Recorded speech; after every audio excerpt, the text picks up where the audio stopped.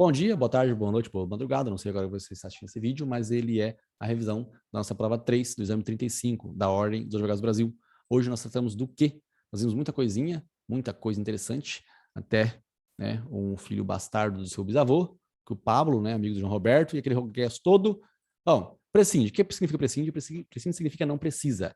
Tá? E aí nós estávamos conversando a respeito de uma frase bem interessante, que no subestabelecimento sem reserva de poderes é essencial a concordância do cliente para que haja essa transferência de poder. Tá? Então, essa frase aqui está errada.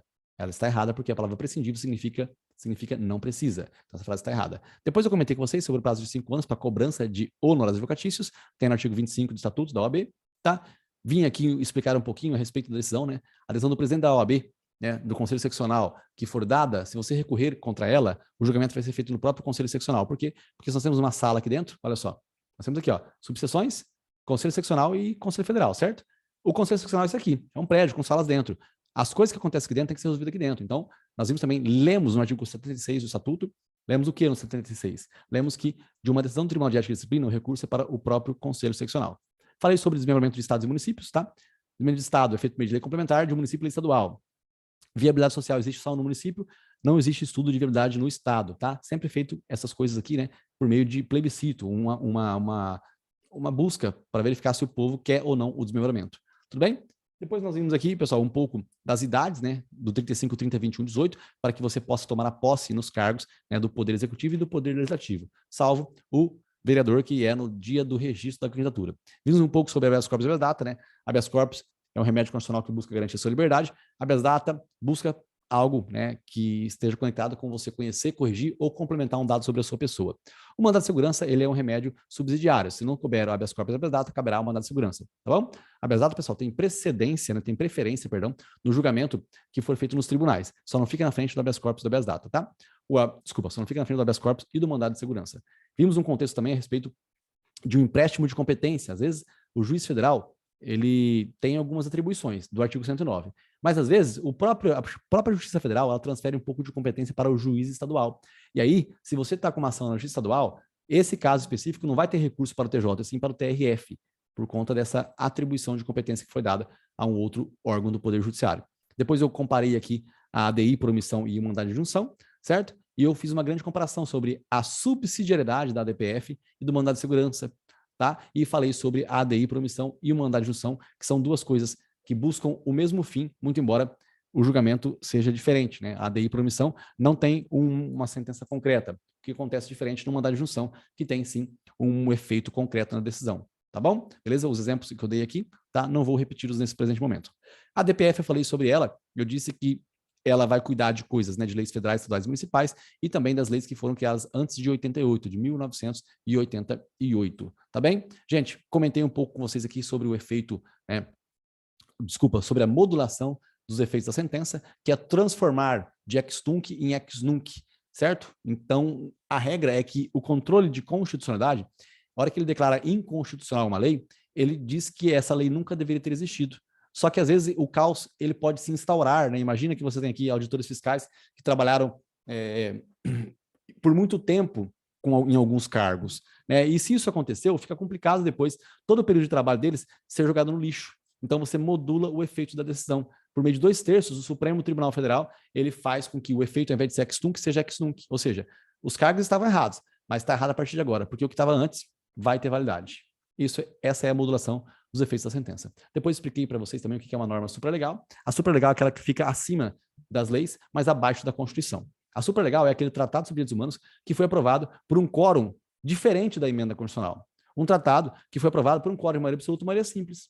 Porque se for aprovado por quórum de maioria qualificada, vai ter força de emenda constitucional. Tendo força de emenda constitucional, então vai servir de padrão de controle de constitucionalidade e não vai ser norma supralegal. Vai ser apenas, não somente, apenas não, vai ser uma grande força de emenda constitucional. Tudo bem? Beleza?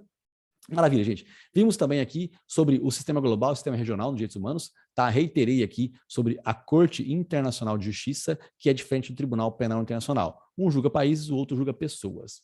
Tá? Lembrando que o Conselho de Segurança e a Assembleia Geral da ONU, elas pedem pareceres à Corte Internacional de Justiça. Maravilha. Vimos também um pouco sobre os tributos. Falei que a taxa ela é um tributo de competência comum da União, do Estado, do DF e do município. Tá? Trouxe a ideia também aqui de que a iluminação pública, né, não pode ter taxa a respeito desse assunto, mas é possível a contribuição sobre a iluminação pública. Aí, a COSIP é de competência do município, consequentemente também do Distrito Federal.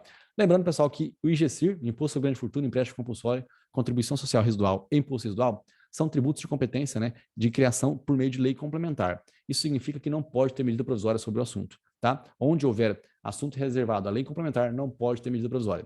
Depois tratei sobre o tempo. O tempo para que um tributo venha a ser cobrado. A regra é que ele tem que respeitar virada de exercício em 90 dias. Mas alguns não respeitam isso por causa de guerra, por causa de calamidade pública ou por conta de procurar evitar que algum setor interno no país quebre, tá? Impostos de importação, exportação, operações financeiras. Esses tributos aqui, eles não precisam respeitar nem virada de ano, nem 90 dias. Não precisam respeitar nada. Nós temos a taxa, pessoal, taxa de serviço, né? Eu expliquei sobre taxa agora há pouquinho. Tem a taxa de serviço, taxa de poder de polícia, tá? E aí, sobre a contribuição de iluminação pública, que estava ali no cantinho. Bom, depois eu comentei sobre licitação de novo e sobre concessões. As concessões são particulares que prestam serviço público para a administração pública, tá? Nada demais. Simplesmente eu expliquei sobre a concessão patrocinada, que até 70% não precisa de autorização legislativa, acima de 70% precisa, certo? Concessão administrativa é quando a própria administração é usuária, né? O usuário de um presídio, por exemplo, ele não vai pagar tarifa, então quem paga é a própria administração pública. E fiz um comentário aqui bem superficial a respeito da lei de improbidade administrativa, em que você não precisa necessariamente se enriquecer licitamente ou causar prejuízos ao erário para que você cometa um ato de improbidade administrativa. Não precisa disso, tá bom? Não há necessidade. Então, consequentemente, é interessante ter isso em mente, porque basta que você ofenda os princípios da administração pública para que você tenha, assim, praticado um ato de improbidade administrativa. Bom, gente, depois nós vimos aqui a formação de um consórcio público. Eu disse que, por meio de um protocolo de intenções, o Poder Executivo ele vai demonstrar o seu interesse em criar uma nova pessoa jurídica da administração pública indireta, só que isso precisa ser confirmado, precisa ser ratificado pelo Poder Legislativo respectivo. A hora que isso é feito, maravilha. Tá, aí nós vamos ter a composição nova da administração pública indireta de cada um dos entes consorciados. Tudo bem? Só um adendo aqui, né, de final. Esses entes aqui, eles têm um prazo de 2 anos para poder fazer essa lei. Se qualquer um desses entes aqui não fizer no prazo de 2 anos, ele vai precisar da anuência dos demais entes consorciados para poder entrar de novo no consórcio, senão eles não podem nem entrar. Tá bom? Beleza? Outra coisa interessante também é que a União não pode se consorciar com municípios em que o estado do qual o município faz parte não está no consórcio, tá bom? Depois, uma outra hora, eu desenho sobre isso, mas é bem tranquilo, bem fácil e simples, como tudo na língua portuguesa, gente. Valeu, obrigado por tudo, desculpa alguma coisa, foco, força, fé, farra depois de um estudo, não deixe de se inscrever no canal, de dar um cliquezinho aí, e de curtir, e esse negócio todo de comentários e tudo mais. E indica para um amigo se valeu a pena, mas se bem que essa revisão aqui é tão rápida que não dá para entender porra nenhuma que eu falei, né? Valeu, gente, tchau, é nóis, até amanhã de manhã, 8 horas da manhã.